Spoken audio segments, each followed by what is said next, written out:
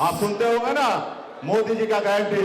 तो मोदी जी आप सुन लीजिए, आपको इस मंच से एक मल्ला का बेटा का गारंटी है कि बिहार में 40 का 40 सीट आपको हरा के दिखाएंगे साथियों, 40 का 40 सीट दिखा के दिखाएंगे। ये मोदी जी जो है ये खास करके गरीब पिछड़ा समाज को अब अधिकार से दूर करना चाहता है।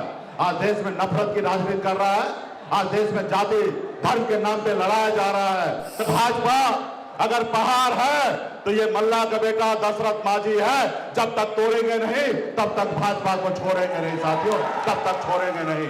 मल्ला के बेटे की गारंटी है कि एनडीए 40 में से 40 हारेगी। नमस्कार, हमारा नाम है समरीन और आपने देखना शुरू कर दिया है लाइव सिटीज। देखिए, ये बातें कही हैं वीआईपी सुप्रीमो मुकेश सहनी ने, और आपको मालूम है कि मुकेश सहनी आज गया पहुंचे थे और गया पहुंचकर मुकेश सहनी ने गजब दहाड़ा है। मंच से ही पीएम मोदी को चैलेंज कर दिया है और साफ साफ कह दिया है कि आप कहते हैं मोदी की गारंटी, लेकिन मल्ला का ये बेटा कह रहा है कि ये उसकी गारंटी है कि एनडीए 40 में से 40 हारेगी। और भी बहुत कुछ मुकेश सहनी ने आज गया पहुंचकर बोला है। क्या कुछ कहा है मुकेश सहनी ने, सबसे पहले आप उन्हें सुनिए। साथियों, यूं तो ये आम चुनाव है 2024 का, लेकिन ये आम चुनाव देश में आज तक जितने भी चुनाव हुआ है वो सबसे खास चुनाव है साथियों। समझने की आवश्यकता है, ये देश बहुत संकट में गुजर रहा है। खास करके देश के 140 करोड़ युवा, 140 करोड़ देश की जनसंख्या है, इसमें बड़ा देश का हमारा युवा पीढ़ी है। और आज ये रोजगार के बगैर घर में बैठा हुआ है साथियों। वो देख रहा है, सोच रहा है कब इसको नौकरी मिलेगा, रोजगार मिलेगा। लेकिन एक चालाकी से इस देश के युवा को पीछे ढकेलने का काम किया जा रहा है साथियों। इसके लिए हम सबको लड़ाई लड़ने की आवश्यकता है साथियों। ये देश पहले गुलाम था, अंग्रेज का राज चलता था, लेकिन हमारे पूर्वज ने, आपके पूर्वज ने, हम सब मिलकर, हमारे पूर्वज ने लड़ाई लड़ा अंग्रेज से, और पौने 200 साल तक अंग्रेज से लड़ाई लड़ा, तब जाके देश आजाद हुआ। ना जाने कितने हमारे पूर्वज शहीद हुए, हजारों लाखों की संख्या में, लेकिन हमारा देश आजाद हुआ। उनको आजादी दिलाने का एक ही मकसद था कि ये देश आजाद होगा और हमारा आने वाला पीढ़ी जो है वो सर उठा के जिएंगे। लेकिन देश तो आजाद हुआ, लेकिन सही मायने में आज देखिए क्या हाल है। आज हम अपने हक अधिकार के लिए संघर्ष कर रहे हैं, लड़ाई लड़ रहे हैं। आज देश को ऐसे जगह पे ला दिया कि 5 किलो चावल मोदी जी के नजर में विकास नजर आ रहा है साथियों, विकास नजर आ रहा है, मात्र 5 किलो चावल। तो इसलिए साथियों, आज देश में तानाशाही आ चुका है।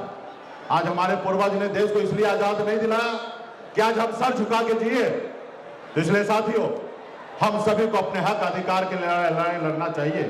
आज देखिए, आज राज्य में, देश में लोकतंत्र नहीं रह गया, इस देश में राजतंत्र आ चुका है। आज बने हुए मुख्यमंत्री, दो मुख्यमंत्री को मोदी जी ने जेल में डाल दिया है। बाबा साहब भीमराव अंबेडकर ने आजादी के बाद हमारे लिए एक संविधान बना के दिए, और संविधान में हमें सर उठा के जीने के लिए ताकत दिया, और संविधान में एक ताकत दिया कि अब राजा का बेटा राजा नहीं बनेगा। अब इस देश में राजा वही बनेगा जिसके पास वोट होगा, वो व्यक्ति इस देश का राजा होगा। इसलिए साथियों, आज ये लोग संविधान को बदलने के लिए सोच रहा है। फिर से आज गरीब, पिछड़ा, दलित, ओबीसी के लोगों को आज गुलाम बनाने के लिए सोच रहा है साथियों। इसके लिए हम सभी को मजबूती से लड़ाई लड़ना है साथियों, अपने हक अधिकार के लिए। आज मोदी जी आए, उन्होंने नारा दिया था कि मैं पिछड़ा का बेटा हूं, हम अच्छे दिन लाएंगे, और कहीं ना कहीं हम लोग अच्छे दिन के झांसे में आ गए और गलत आदमी को हम लोगों ने कुर्सी पे बैठा दिया। उन्होंने हिटलर के जैसे उन्होंने कहा कि हम हर एक व्यक्ति को काला धन लाएंगे, हर किसी को खाते में 15-15 लाख रुपया दे देंगे। आपको हमको लगा कि बैठे बैठे 15 लाख रुपए आ जाएगा, एक बार मोदी जी को देख लेते हैं। उन्होंने कहा कि साल में 2 करोड़ युवा को हम नौकरी देंगे। हमारा युवा सोचा कि मोदी जी आएंगे 2 करोड़ युवा को नौकरी मिलेगा। उन्होंने कहा कि किसान भाई को आमदनी दुगुना करेंगे।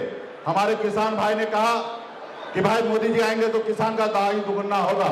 लेकिन आप लोग जानते होंगे किसान भाई कि आज किसान का हालत कहां पहुंच गया। इसलिए साथियों, इस बार हमें मजबूती से लड़ाई लड़कर मोदी जी को मुकाबला करना है। वो नहीं चाहता है कि गरीब पिछड़ा दलित का बेटा सर उठा के जिए, अपने हक अधिकार की बात करेगा। साथियों, वो नहीं चाहता है। आज जीता जागता उदाहरण मैं हूं। आज मुझे देखिए, मैं गरीब मछुआरा परिवार में जन्म लिया। जिस घर में जन्म लिया, ऐसे घर में 2 रोज मछली ना मारा जाए तो तीसरे रोज घर में खाना नहीं बनेगा। ऐसे गरीब परिवार में जन्म लिया। लेकिन मैंने 18 साल की उम्र में घर परिवार को छोड़कर बंबई जैसे शहर चला गया। वहां मेहनत किया, मजदूरी किया, अपने दम पे मुंबई जैसे शहर में झंडा गाड़ा, एक बेहतर जिंदगी जी रहा था। फिर मैं बिहार आया, देखा कि लोग चांद पे घर बनाने के लिए सोच रहा है, लेकिन हमारे लोगों के लिए इस धरती पर रहने के लिए घर नहीं है। फिर मैंने बंबई के ऐशोआराम जिंदगी को छोड़कर पिछले 10 सालों से अपने हक अधिकार के लिए, अपने लोगों के लिए लड़ाई लड़ने के लिए आज मैं बिहार में लड़ाई लड़ रहा था। साथियों, हमारी लड़ाई था कि निषाद, मछुआरा, बीन, बिल्दार, मुनिया, मलाह, चाय, तियर, बनपर सभी को आरक्षण मिले। इस आपने देखा 2020 में हमने 4 विधायक बनाया। अपने दम पर भी बिहार में मैं मंत्री बना। अगर हम नीतीश कुमार जी को 2020 में समर्थन नहीं देते तो बिहार का मुख्यमंत्री नीतीश कुमार नहीं बनता। ये हमारी ताकत था। साथियों, हमने बिहार का मुख्यमंत्री बनाया, लेकिन उसको हजम नहीं हुआ। उनको लगा कल तक जो हमारे पीछे घूम रहा है, ये मल्ला का बेटा हमारी बराबरी कर रहा है, इसको रोको। नहीं रोकोगे तो बहुत आगे निकल जाएगा।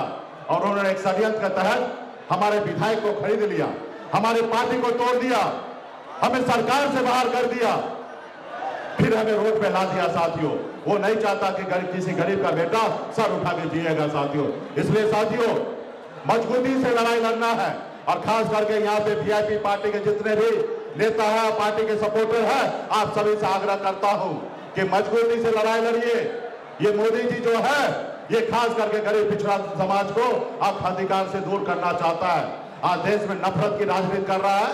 आज देश में जाति धर्म के नाम पे लड़ाया जा रहा है। आज हमें मजबूती से इसको सामना करना पड़ेगा।